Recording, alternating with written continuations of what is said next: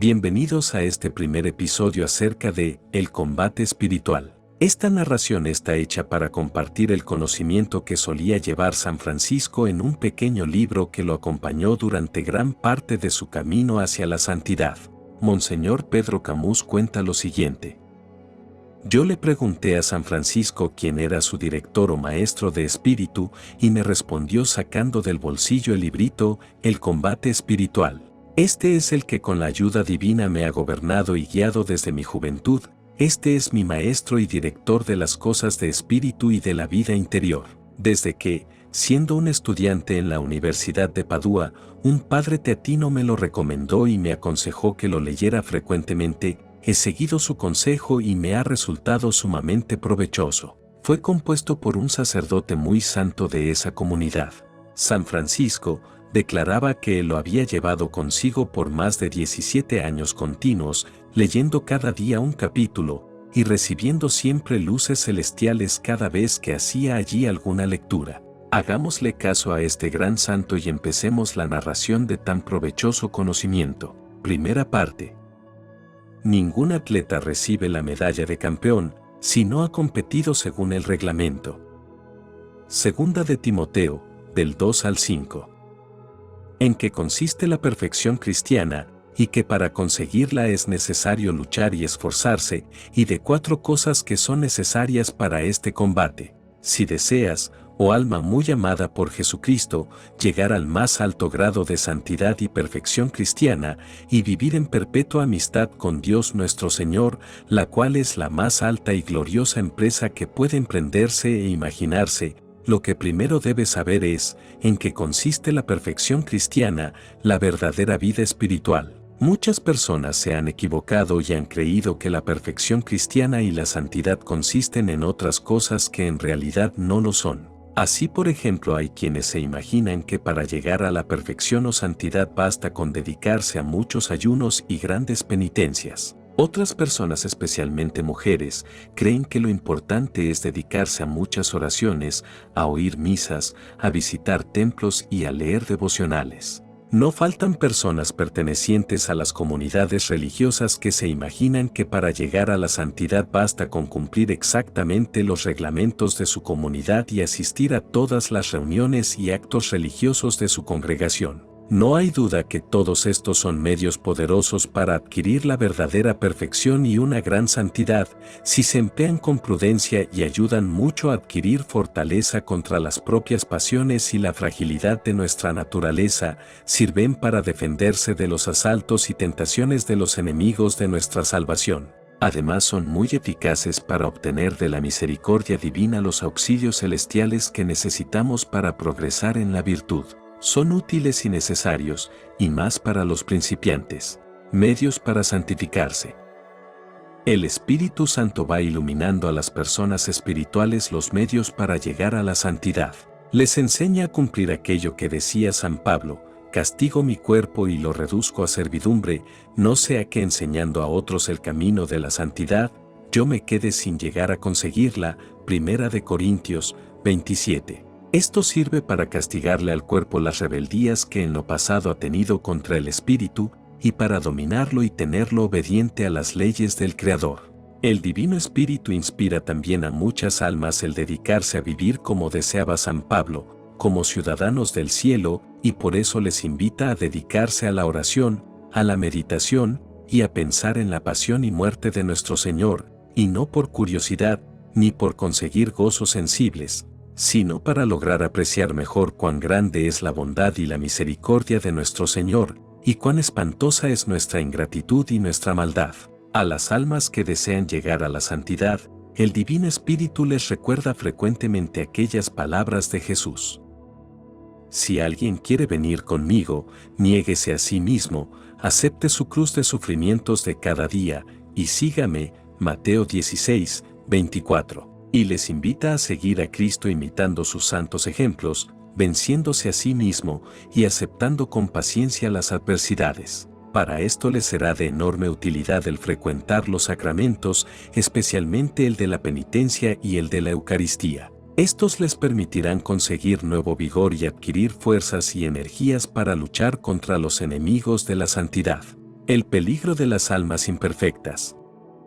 Existen almas imprudentes que consideran como lo más importante para adquirir la perfección y la santidad el dedicarse a obras exteriores, algo dañoso y perjudicial. Para muchas almas el dedicarse totalmente a obras exteriores les hace más daño que bien para su espíritu, no porque esas obras no sean buenas y recomendables, sino porque se dedican de manera tan total a ellas que se olvidan de lo esencial y más necesario que es reformar sus pensamientos, sus sentimientos y actitudes. No dejar que sus malas inclinaciones se desborden libremente, estas les exponen a muchas trampas y tentaciones de los enemigos del alma. En este caso sí que se podría repetir la frase que San Bernardo le escribió a su antiguo discípulo Eugenio, que era sumo pontífice en ese entonces: malditas ocupaciones, las que te pueden apartar de la vida espiritual y la santificación de tu alma. Cuidado con esta trampa. Los enemigos de nuestra salvación,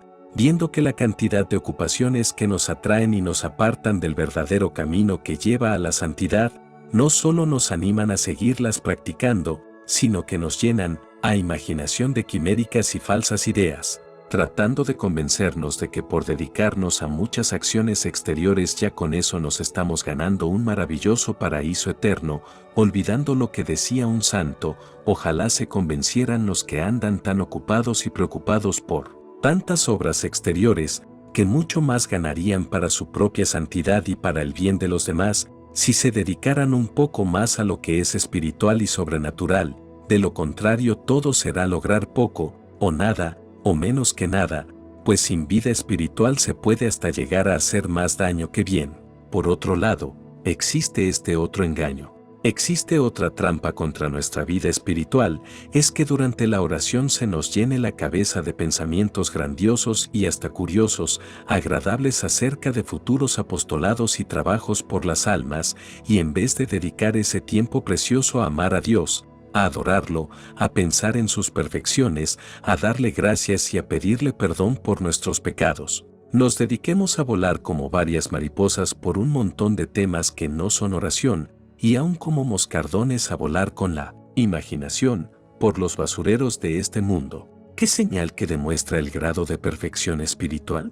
Aunque la persona se dedique a muchas obras externas y pase tiempos en fantasías e imaginaciones, la señal para saber a qué grado de perfección ha llegado su espiritualidad es averiguar qué cambio y qué transformación han tenido su vida, su conducta y sus costumbres. Porque si a pesar de tantas obras y proyectos siguen deseando siempre que les prefieran a los demás, se muestran llenas de caprichos y rebeldes, obstinadas en su propio parecer sin querer aceptar el parecer de los otros, sin preocuparse por aceptar el parecer de los otros, y sin preocuparse por observar sus propias miserias y debilidades, se dedican a observar con ojos muy abiertos las faltas y miserias ajenas, repitiendo lo que tanto criticaba Jesús: se fijan en la basurita que hay en los ojos de los demás y no en la viga que llevan en sus propios ojos. Esto es señal de que el grado de su santidad es muy bajo todavía. Y si cuando alguien se atreve a herirles algo en su propia estimación con críticas u observaciones o negaciones de especiales demostraciones de aprecio, estallan en ira e indignación. Y cuando se les dice que lo importante no es tanto el número de oraciones y devociones que tienen, sino la calidad y el amor a Dios y al prójimo que hay en esas prácticas de piedad, se enojan, se turban y se llenan de inquietud y no aceptan esto de ninguna persona. Con ello están demostrando que su santidad es demasiado pequeña todavía, y más si cuando nuestro Señor, para llevarles a mayor perfección, permite que les lleguen enfermedades, contrariedades, pruebas y persecuciones, entonces sí que manifiestan que su santidad es falsa, porque estallan en quejas, protestas y no aceptan conformar su voluntad con la santísima voluntad de Dios. Un pecador muy difícil de convertir. La experiencia de cada día enseña que con más facilidad se convierte un pecador manifiesto que otro que se oculta y se cubre con el manto de muchas obras externas de virtud. Porque a estas almas las deslumbra y las ciega de tal manera su orgullo que es necesaria una gracia extraordinaria del cielo para convertirlas y sacarlas de su engaño. Están siempre en un dañoso peligro de permanecer en su estado de tibieza y de postración espiritual porque tienen oscurecidos los ojos de su espíritu con un enorme amor propio y un deseo insaciable de que la gente les estime y les aprecie al hacer sus obras exteriores, que de por sí son buenas, buscan es satisfacer su vanidad y se atribuyen muchos grados de perfección. En su presunción y orgullo, viven censurando y condenando a los demás. No consiste la perfección, pues en dedicarse a muchas obras exteriores. Pues como dice San Pablo, aunque yo haga las obras más maravillosas del mundo, si no tengo amor a Dios y al prójimo, nada soy. 1 Corintios 13. ¿Cuál es la base, entonces, para obtener la perfección? La base de la perfección y santidad consiste en 5 cosas. 1. En conocer y meditar la grandeza y bondad infinita de Dios, nuestra debilidad e inclinación tan fuerte hacia el mal. Es la gracia que durante noches enteras pedía San Francisco de Asís en su oración, hasta que logró conseguirla. Señor, conózcate a ti, conózcame a mí. 2. Aceptar ser humillados y sujetar nuestra voluntad no solo a la divina majestad, sino a las personas que Dios ha puesto para que nos dirijan, aconsejen y gobiernen. 3. En hacerlo y sufrirlo todo únicamente por amor a Dios y por la salvación de las almas, por conseguir la gloria de Dios y lograr agradarle siempre a Él. Así cumplimos el primer mandamiento que dice: amarás al Señor tu Dios con todo el corazón, con toda el alma y sobre todas las cosas. 4. Cumplir lo que exige Jesús, negarse a sí mismo, aceptar la cruz de sufrimientos que Dios permite que nos lleguen, seguir a Jesús imitando sus ejemplos, aceptar su yugo que es suave y ligero, y aprender de él que es manso y humilde de corazón. 5. Obedecer lo que aconseja San Pablo, imitar el ejemplo de Jesús que no aprovechó su dignidad de Dios, sino que se humilló y se hizo obediente hasta la muerte y muerte de cruz. Cuota inicial grande para una adquisición inmensa. Alguien dirá, es que son demasiadas condiciones las que se piden. La razón es esta: lo que se va a obtener no es una perfección cualquiera o de segunda clase, sino la verdadera santidad. Por eso, porque lo que se aspira a conseguir es de inmenso valor, las cuotas que se exigen son también altas, pero no son imposibles. Aquí hay que repetir lo que decía Moisés en el Deuteronomio: los mandatos que se dan no están por encima de tus fuerzas, ni son algo extraño que tú puedas no practicar. Combate duro, pero premio grande. Estamos escribiendo para quienes no se contentan con llevar una vida mediocre, sino que aspiran a obtener la perfección espiritual y la santidad. Para esto es necesario combatir continuamente contra las inclinaciones malas que cada cual siente hacia el vicio y el pecado, dominar y mortificar los sentidos, tratar de arrancar de nuestra vida las malas costumbres que hemos adquirido, lo cual no es posible sin una dedicación infatigable y continua a la tarea de conseguir la perfección y la santidad. Tener siempre un ánimo pronto, entusiasta y valiente para no dejar de luchar por tratar de ser mejores. Pero el premio que nos espera es muy grande. San Pablo dice: me espera una corona de gloria que me dará el divino juez, y no solo a mí sino a todos los que hayan esperado con amor su manifestación. 2 de Timoteo del 4 al 8. Pero nadie recibirá la corona sino ha combatido según el reglamento. 2 de Timoteo del 2 al 5. Algo que es muy agradable a Dios. La guerra que tenemos que sostener para llegar a la santidad es la más difícil de todas las guerras, porque tenemos que luchar contra nosotros mismos, o como dice San Pedro, tenemos que luchar contra las malas inclinaciones de nuestro cuerpo que combaten contra el alma. Pero precisamente porque el combate es más difícil y más prolongado, por eso mismo la victoria que se alcanza es mucho más agradable a Dios y más gloriosa para quien logra vencer, porque aquí se cumple lo que dice el Libro Santo: quien se domina a sí mismo, vale más que quien domina una ciudad. Lograr dominar las propias pasiones, refrenar las malas inclinaciones, reprimir los malos deseos y malos movimientos que nos asaltan, es una obra que puede resultar ante Dios más agradable que si ejecutáramos obras brillantes que nos dieran fama y popularidad. Y por el contrario, pudiera suceder que aunque hiciéramos muchas obras externas admirables ante la gente, En cambio, ante Dios no seamos agradables porque aceptamos en nuestro corazón seguir las malas inclinaciones de nuestra naturaleza y nos dejamos llevar y dominar por las pasiones desordenadas. Por eso debemos tener cuidado, no sea que nos contentemos con dedicarnos a hacer obras que ante los demás nos consiguen fama y prestigio, mientras tanto dejemos que los sentidos se vayan hacia el mal, la sensualidad nos domine y las malas costumbres se apoderen de nuestro modo de obrar. Sería una equivocación fatal. 4 condiciones. Hemos visto en qué consiste la perfección espiritual o santidad y qué ventajas tiene. Ahora vamos a tratar de las 4 condiciones que son necesarias para lograr adquirir dicha perfección, conseguir la palma de la victoria y quedar vencedores en la batalla por salvar el alma y conseguir alto puesto en el cielo. Estas 4 condiciones son: desconfianza de nosotros mismos, confianza en Dios, ejercitar las cualidades que se tienen y dedicarse a la oración. Las vamos a explicar a continuación. La desconfianza que se ha de tener en sí mismo. La desconfianza en sí mismo es sumamente necesaria en el combate espiritual, que sin esta cualidad o condición, no solamente no podremos triunfar contra los enemigos de nuestra santidad, sino que ni siquiera lograremos vencer las más débiles de nuestras pasiones. Siempre se cumplirá lo que dijo la profetisa Ana en la Biblia: no triunfa el ser humano por su propia fuerza. Y lo que anunció el profeta: mi pueblo dijo, soy fuerte, puedo resistir solo al enemigo. Y fue entregado en poder de sus opresores.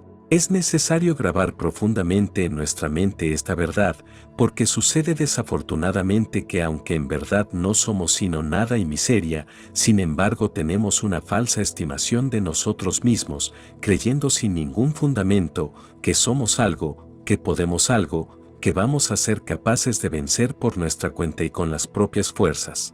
Este error es funesto y trae fatales consecuencias y es efecto de un dañoso orgullo que desagrada mucho a los ojos de Dios. Y si lo aceptamos se cumplirá en cada uno lo que cuenta el salmista: yo creía muy tranquilo, no fracasaré jamás. Pero alejaste, oh Dios, tu ayuda de mi lado, y caí en derrota y opresión. Salmo 30. Tenemos que convencernos que no hay virtud, ni cualidad, ni buen proceder en nosotros que no proceda de la bondad y misericordia de Dios, porque nosotros mismos, como dice San Pablo, ni siquiera podemos decir por propia cuenta que Jesús es Dios. Toda nuestra capacidad viene de Dios, pues Dios es el que obra en nosotros el querer y el obrar. Filipenses 2:13. Por nuestras solas fuerzas lo que somos capaces de producir es maldad, imperfección y pecado.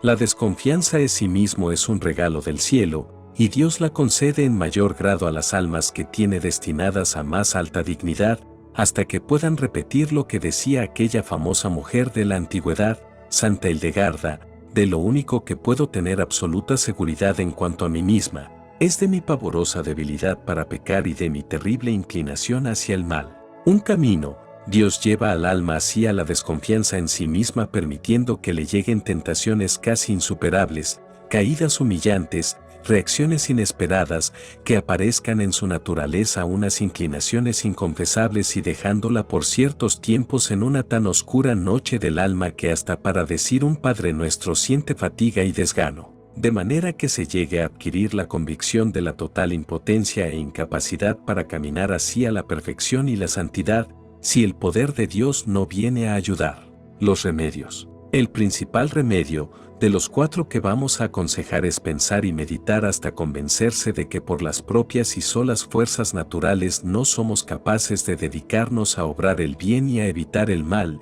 ni de comportarnos de tal manera que merezcamos entrar al reino de los cielos. En nuestra memoria deben estar siempre aquellas palabras de Jesús: sin mí, nada podéis hacer. El segundo remedio es pedir con fervor y humildad, muy frecuentemente a Dios, la gracia de confiar en Él y desconfiar de nosotros mismos, porque esto es un regalo del cielo y para conseguirlo es necesario ante todo reconocer de que no poseemos la desconfianza necesaria, luego convencernos de que la desconfianza en nosotros mismos no la vamos a conseguir por nuestra propia cuenta, sino que es necesario postrarse humildemente en la presencia del Señor y suplicarle por infinita bondad que se digne concedérnosla. Y podemos estar seguros que si perseveramos pidiéndosela, al fin nos la concederá.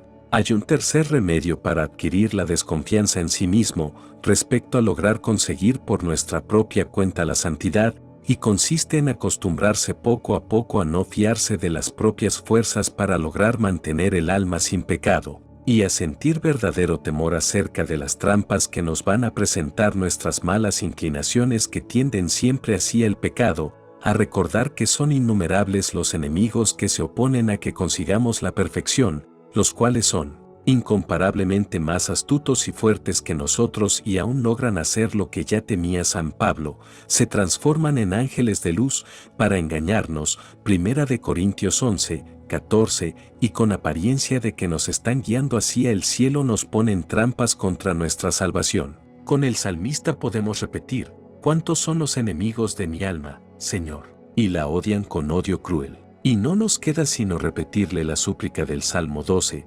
Señor, ¿hasta cuándo van a triunfar los enemigos de mi alma? Que no pueda decir mi enemigo, le he vencido, que no se alegren mis adversarios de mi fracaso. El cuarto remedio consiste en que cuando caemos en alguna falta, reflexionemos acerca de cuán grande es nuestra debilidad e inclinación al mal, y pensemos que probablemente Dios permite las culpas y caídas para iluminarnos mejor acerca de la impresionante incapacidad que tenemos para conseguir por la propia cuenta la santificación, y aprendamos así a ser humildes y reconocer las limitaciones y aceptar ser menospreciados por los demás, condición sin la cual si no aceptamos que nos desprecien y nos humillen, no conseguiremos jamás la desconfianza en nosotros mismos, porque ésta se basa en la verdadera humildad, la cual nunca se consigue sin recibir humillaciones, y se basa también en un reconocimiento sincero de que por nosotros mismos no merecemos sino desprecio y humillación. No aguardar para cuando sea demasiado tarde. Es mejor ir aceptando las pequeñas humillaciones que nos van llegando a causa de las debilidades y miserias cada día, y que no nos suceda como a las personas muy orgullosas y creídas que solamente abren los ojos para reconocer su debilidad y malas inclinaciones cuando les suceden grandes y vergonzosas caídas. Les sucede lo que decía San Agustín: temo que vas a caer en faltas que te humillarán mucho, porque noto que tienes demasiado orgullo. Cuando Dios ve que los remedios más fáciles y suaves no producen efecto para hacer que una persona reconozca su incapacidad para resistir con sus solas fuerzas contra los ataques del mal y conseguir su santificación, permite entonces que le sucedan caídas en pecado, las cuales serán más o menos frecuentes y más o menos graves, según sea el grado de orgullo y presunción que esa alma tenga. Y si hubiera una persona tan exenta y libre de esa vana confianza en sus propias fuerzas,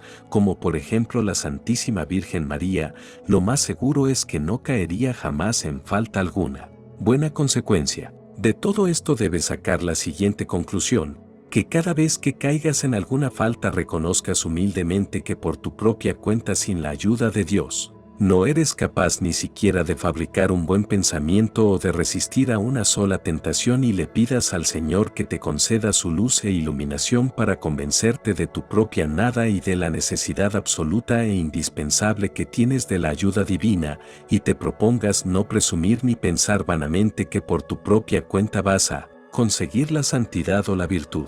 Porque si te crees lo que no eres y te imaginas que podrás lo que no puedes, seguramente seguirás cayendo en las mismas faltas de antes y quizás hasta las cometas aún peores. La confianza en Dios.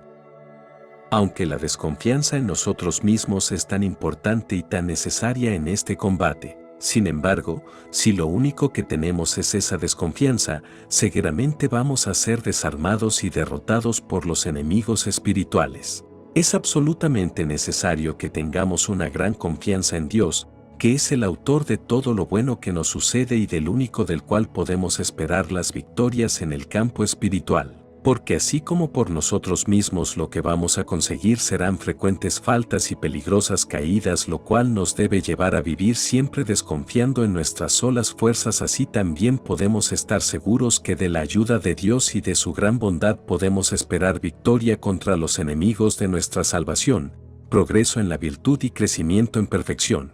Si desconfiando de la propia debilidad y de las malas inclinaciones que tenemos y confiando grandemente en el poder divino y en el deseo que nuestro Señor tiene de ayudarnos, le rogamos con todo el corazón que venga a socorrernos. Los medios para conseguir la confianza en Dios. 4 son los medios para lograr progresar en la confianza en Dios. El primero, pedirla muchas veces y con humildad en nuestra oración. Jesús prometió, todo el que pide recibe. Mi Padre dará el buen espíritu a quien se lo pida. Lucas 11. El segundo medio es pensar en el gran poder de Dios y en su infinita bondad, que lo mueve a conceder siempre mucho más de lo que se le suplica. Recordar lo que el ángel le dijo a la Virgen María, ninguna cosa es imposible para Dios.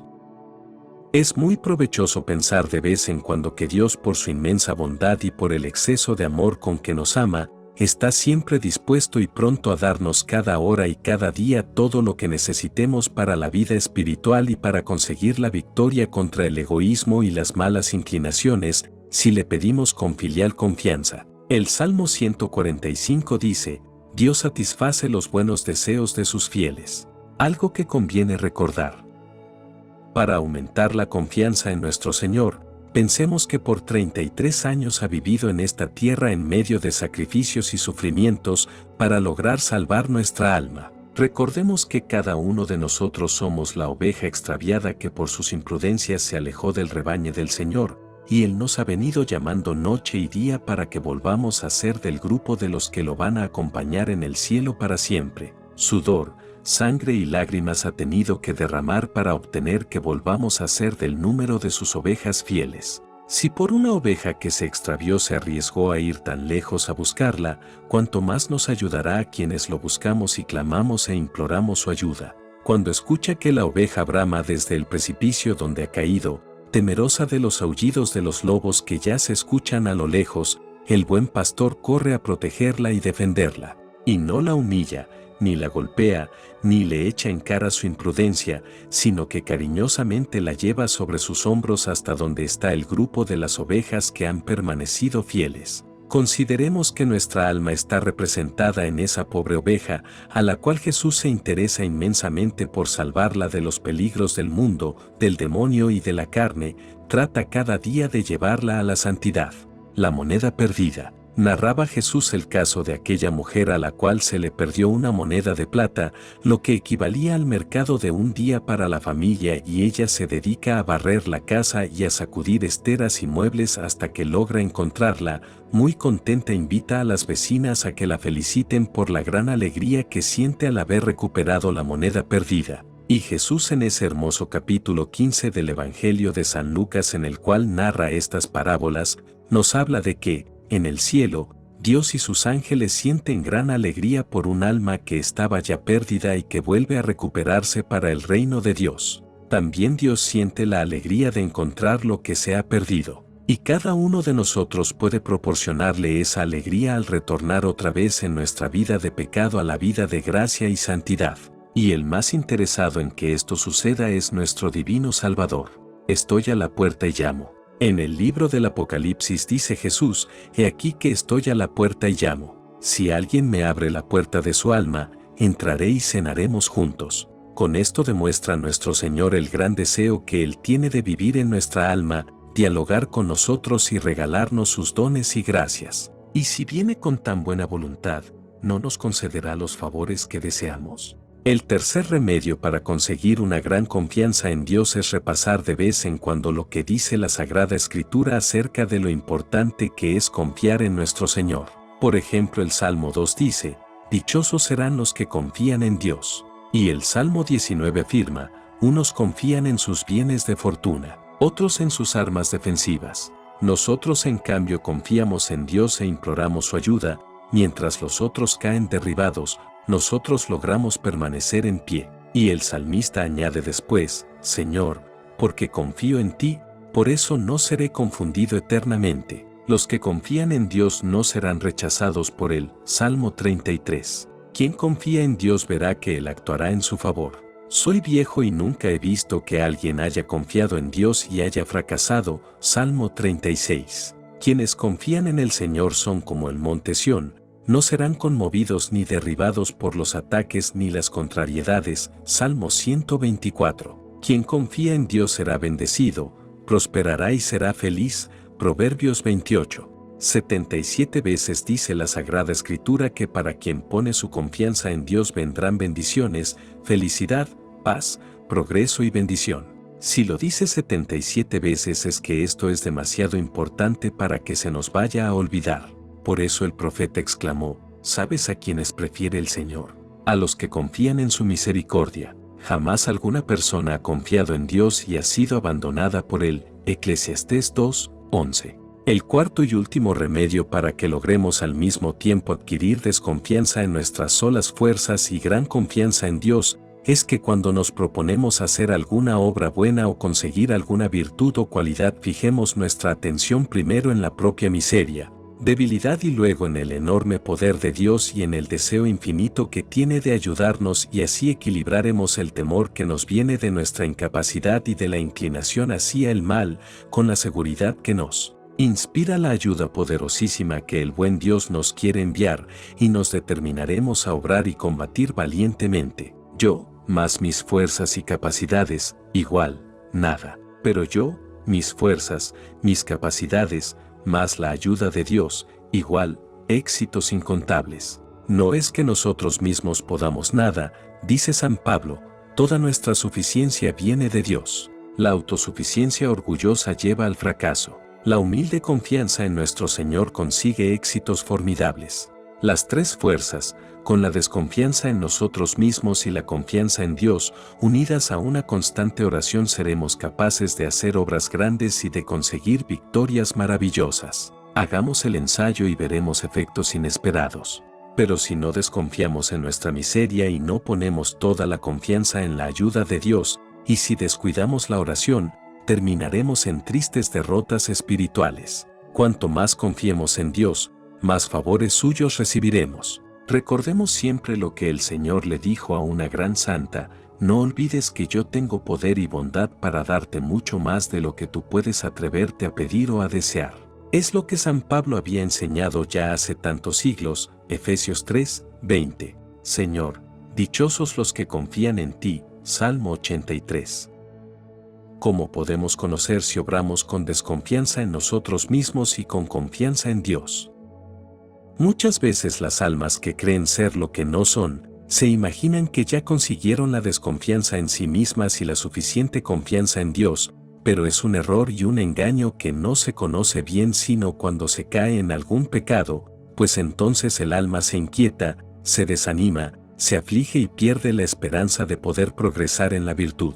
Y todo esto es señal de que no puso su confianza en Dios sino en sí misma. Si su desesperación y su tristeza son muy grandes, esto es un argumento claro de que confiaba mucho en sí y poco en Dios. Diferencia: quien desconfía mucho de sí mismo, de su debilidad e inclinación al mal y pone toda su confianza en Dios, cuando comete alguna falta no se desanima, ni se inquieta demasiado, ni se desespera, porque conoce que sus faltas son un efecto natural de su debilidad y del poco cuidado que ha tenido en aumentar su confianza en Dios. Antes bien, con esta amarga experiencia aprende a desconfiar más de sus propias fuerzas y a confiar con mayor humildad en la bondad de nuestro Señor, aborreciendo con toda su alma las faltas cometidas y las pasiones desordenadas que llevan a cometer esos errores, pero su dolor y arrepentimiento son suaves, pacíficos, humildes, llenos de confianza en que la misericordia divina le tendrá compasión y le perdonará. Vuelve otra vez a sus prácticas de piedad y se propone enfrentarse a los enemigos de su salvación con mayor ánimo, más fuerza y sacrificio que antes. Una causa engañosa. En esto es importante que piensen y consideren algunas personas espirituales que cuando caen en alguna falta se afligen y se desaniman con exceso. Muchas veces quieren más librarse de la inquietud y pena que su pecado les proporciona, que por recuperar otra vez la plena amistad con Dios. Y si buscan rápidamente al confesor no es tanto por tener contento a nuestro Señor, sino por recuperar la paz y tranquilidad de su espíritu. Por eso cierto confesor a una religiosa que le decía que había gritado esa tarde a su superiora, le dijo: por hoy no se confiese todavía. Aguarde a que pasen 3 días y cuando le haya pedido excusas a su superiora venga a pedir perdón por medio de su confesor. Así evita que el sacerdote que esa alma buscará solo obtener su propia paz y tranquilidad, en vez de buscar primero hacer la paz y amistad con Dios y con la persona ofendida. Preguntas muy importantes. Cada cual debe preguntarse de vez en cuando, ¿cuál es la causa de la tristeza que siento por haber pecado? ¿El haber disgustado al buen Dios? ¿El haber hecho daño a los demás? ¿El haber afeado horriblemente mi alma que está siendo observada por Dios y sus ángeles? ¿El haber perdido un grado de brillo y de gloria para la eternidad? ¿El haberme acarreado un castigo más para el día en que el justo juez pague a cada uno según sus obras y según su conducta? ¿O simplemente lo que me entristece es que mi amor propio y mi orgullo quedaron heridos? ¿O que mi apariencia de santidad quedó disminuida? Importante preguntarse esto muchas veces. El error de algunas personas que confunden el miedo y el pesimismo con una cualidad o virtud. Hay un error muy común que consiste en creer que es virtud, buena cualidad el desanimarse, desalentarse, dejarse vencer por la tristeza y el pesimismo cuando se comete alguna falta, pues en estos casos casi siempre sucede que la amargura que se siente por haber pecado no proviene mayormente del dolor de haber ofendido y disgustado a Dios, sino que el orgullo ha quedado herido al constatarse la propia miseria y debilidad, la confianza que se tenía en las propias fuerzas y capacidades para resistir al mal, falló totalmente. Peligro propio de gente orgullosa. Ordinariamente las almas presuntuosas que se creen más capaces de ser buenas de lo que en realidad son, no les dan la debida importancia a los peligros que les van a llegar y a las tentaciones que les pueden venir, luego al caer en alguna y reconocer por amarga experiencia cuán grandes son su miseria y su debilidad.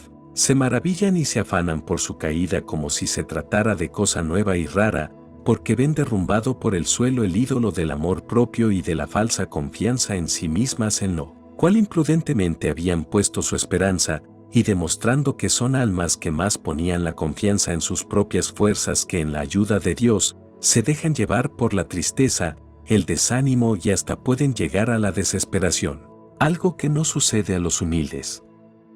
Esto no sucede a las almas verdaderamente humildes que no ponen su confianza en las propias fuerzas o capacidades para resistir al mal, sino únicamente en la ayuda y en la bondad de Dios, porque cuando caen en alguna falta, aunque sienten gran dolor de haber ofendido al buen Dios, haber manchado su alma y haber hecho daño a los demás, no se maravillan, ni se inquietan, ni se desaniman, pues muy bien conocen que su caída es un efecto natural de su espantosa debilidad y de la impresionante inclinación que su naturaleza siente hacia el mal.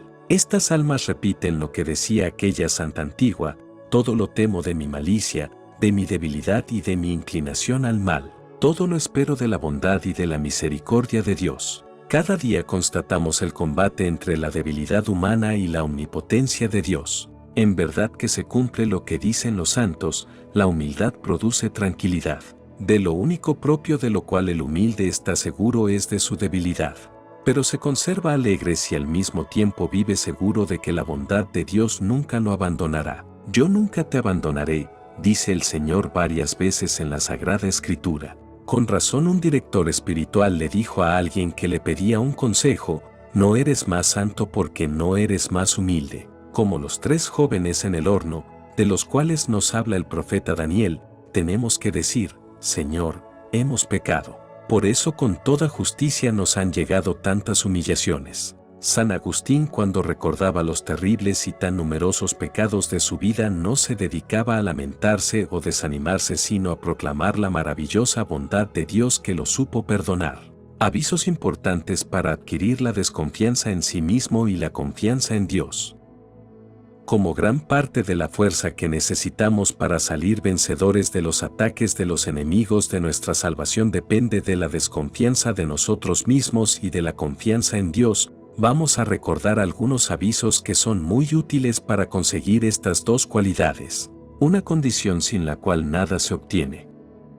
Primeramente hemos de tener en cuenta como verdad que no admite discusión ni duda, que aunque tengamos todos los talentos y cualidades, ya sean naturales, ya sea que se han adquirido por propio esfuerzo, aunque contemos con una inteligencia prodigiosa, aunque no sepamos de memoria la Sagrada Escritura, hayamos servido al Señor por muchos años, estemos acostumbrados a servirle y a portarnos bien, siempre seremos absolutamente incapaces de obedecer debidamente al Creador y de cumplir a cabalidad nuestras obligaciones, si la fuerza poderosa de Dios con especial protección no fortifica nuestro corazón en cada ocasión que se nos presente de hacer el bien y evitar el mal, de hacer algunas obras buenas o de vencer alguna tentación, de salir de un peligro o de poder soportar la cruz de la tribulación. Es necesario grabar profundamente esta verdad en nuestra memoria, no dejar pasar días sin meditarla, considerarla y por este medio iremos evitando el defecto que se llama presunción, que consiste en creernos más capaces de ser buenos y dejar de ser malos, de lo que en verdad somos, y así evitaremos andar confiando temeraria e imprudentemente en nuestras propias fuerzas. Algo fácil para Dios. En cuanto a la confianza en Dios, recordemos lo que dice el libro santo: a Dios le queda muy fácil darnos la victoria contra todos los enemigos de nuestra alma, ya sean pocos o ya sean muchos, ya sean fuertes o sean débiles, ya sean viejos y experimentados o jóvenes y exaltados. De este principio fundamental sacaremos la conclusión que aunque el alma se halle atacada por todos los pecados y vicios, llena de imperfecciones, malas costumbres y horrendas inclinaciones, aunque después de haber hecho todos los esfuerzos por reformar las costumbres no se nota ningún progreso en la virtud, se siente y reconoce en sí mismo una mayor inclinación hacia el mal y más facilidad para pecar, no por eso hay que perder el ánimo y la confianza en Dios, ni dejar de luchar, ni abandonar las prácticas de piedad, sino más bien dedicarse con mayor entusiasmo a tratar de hacer el bien y evitar el mal, porque en este combate espiritual no se declara vencido a quien no cesa de combatir y de confiar en Dios, el cual nunca deja de ayudar con sus auxilios y socorros a quienes quieren salir vencedores, aunque muchas veces permite que sean vencidos. Si se tiene la ayuda de Dios se pueden perder batallas, pero jamás se perderá la guerra.